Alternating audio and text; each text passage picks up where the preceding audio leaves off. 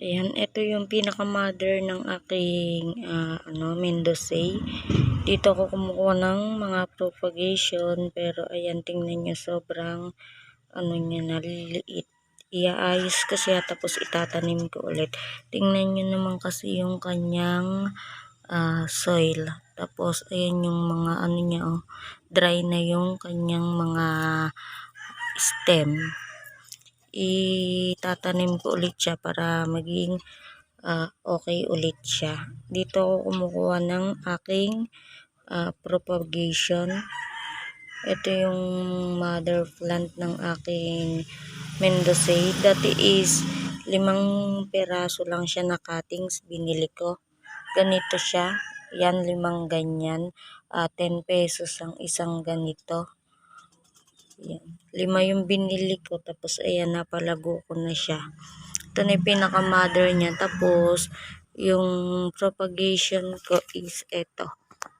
Ayan, ito yung aking propagation. Diba, napakadali lang alagaan ng mga Mendozae. Ayan, nasa stem na to. Ayan, madami na naman siyang babies. Ayan, tapos yung color niya is nagpipink na. Andain niya na ding aerial roots. Propagation ko lang yan. Pero ang ganda-ganda at ang kapal na din. Madali lang alagaan ng Mendozae. Hayaan nyo lang siya. Ayan, magiging ganyan na siya. Magiging ganyan na siya ka-lash. Ang ganda niya, diba? Tapos ang dai pang tumutubo sa kanya. Dito naman ako kumuha ng ginawa ko sa arrangement. Tapos, ayun, andon, nilagay ko sa may arrangement ko. Ngayon, naayusin natin yung pinaka-mother plant niya. Ayun, ang ganda, nagpipink-pink na siya. Ayusin na natin yung kanyang mother plant. Ikakat lang natin, tapos itutusok na natin. Ito, dito sa soil na to. Ayan, dito ko siya ilalagay. Ito is tinamnang ko na dati. Kaso nirepat ko yung nakatanim dito. Kaya ayan, hindi ko na din ito pupunuin. Ayos na yan, soil na yan. Sa soil, hindi naman maarte ang Mendozae. Yung ginamit ko dito is garden soil lang. Ayan, no. Ayan, no. Sobrang tigas ng ginamit kong soil dito. Hindi naman sila maselan. Tara at ikakat ko na ito at itanim na natin. Ikakat lang natin. Tignan nyo yung pots niya, oh. Lumang-luma na siya. Ikat lang natin, tapos itutusok na natin siya agad. Sobrang papayat na niya para tumaba ulit siya. Ayan, ganyan lang. Yung medyo malaki ang kukunin natin para lumaki pa yung iba. Ayan, ganyan lang.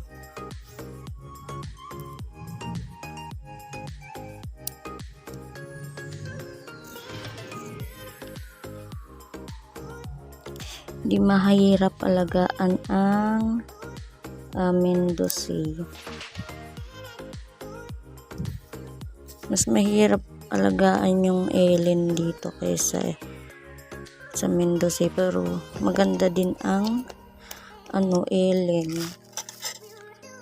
Mga botsyog yung kanyang leaves.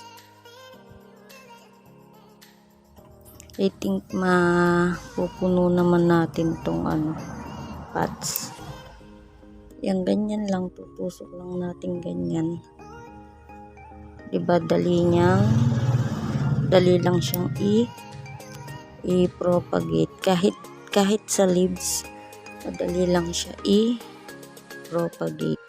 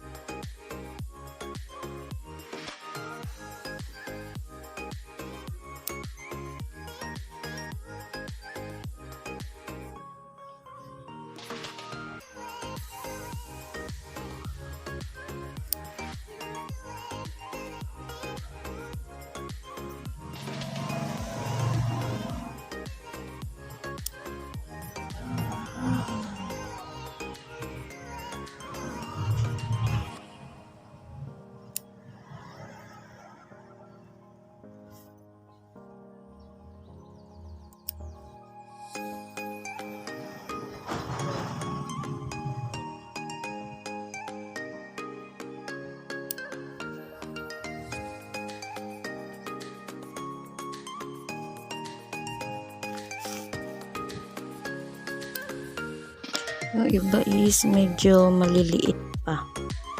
Pero pwede na din yan. Kasi yung sa leaves nga kahit sobrang liit is nabubuhay siya.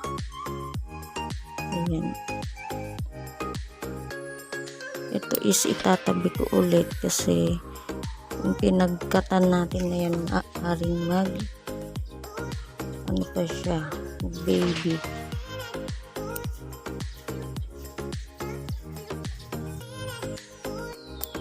Maganda din ito sa mga head pot. Yan. Maganda din siyang ilagay sa head pot.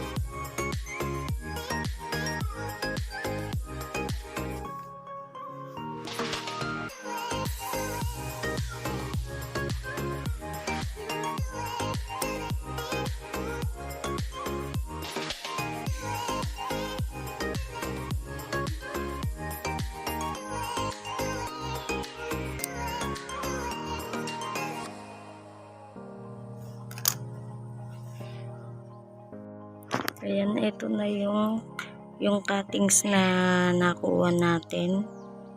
Ayan, madami-dami din tayong nakuha. Tapos, ito is hayaan ko lang kasi maliliit pa siya. Ayan, pag lumaki siya, pwede ulit natin siyang i-propagate at ikat. Ayan, no, sobrang liliit pa kasi nila. Ayan, no.